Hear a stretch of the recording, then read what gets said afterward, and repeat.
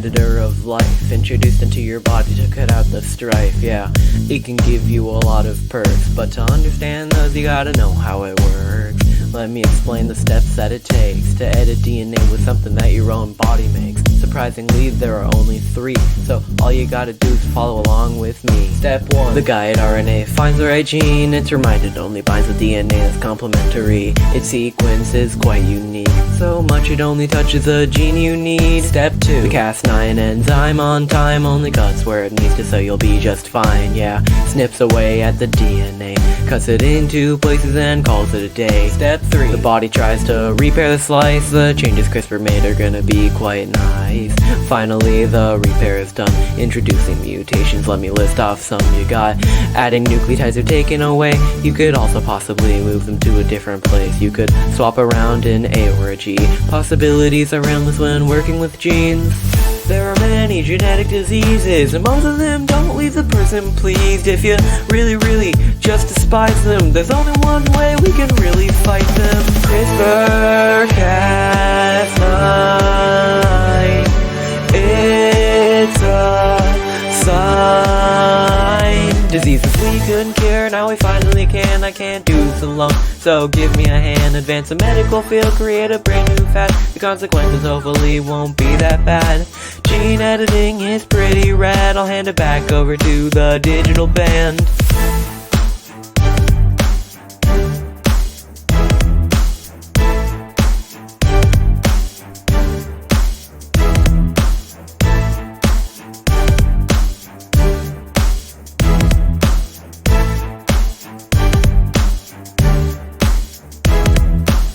Inheritance is a big complex, but it's necessary to keep a species off the edge of extinction. Discovered in 1865, let me walk you through without wasting your time.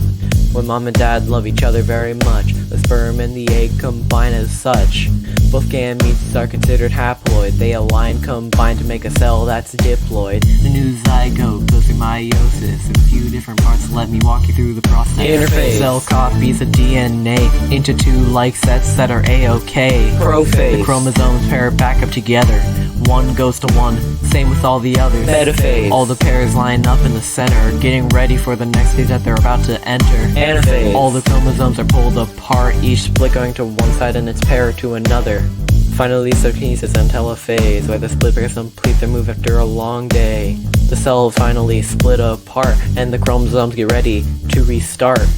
Once the zygote splits into 4 daughter cells and the chromosomes have been copied into 4 parallels, the cells start to undergo mitosis, which is a similar process to meiosis. Mitosis allows the cells to copy themselves, to create new ones or to replace an old cell. Its steps are pretty similar to meiosis, but it just makes a copy. Call it mitosis.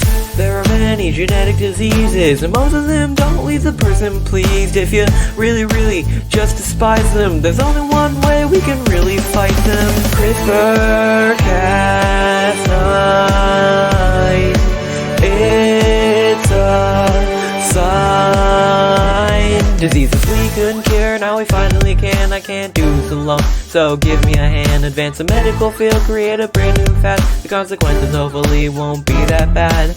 Gene editing is pretty rad. I'll hand it back over to the digital band. Now you know how CRISPR does its thing, and you know that the process doesn't sting. But how did we even learn about this enzyme? To figure that out, we're going back in time.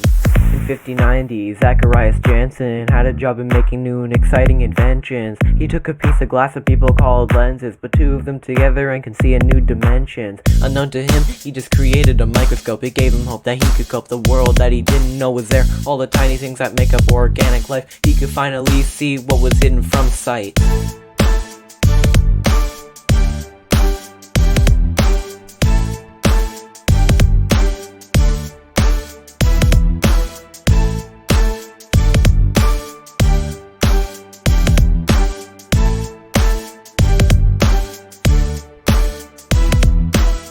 Now you know all the ways that CRISPR works and the history behind its many different perks. We'll try not to cross over the line, but if you need treatment, call CRISPR Cas9.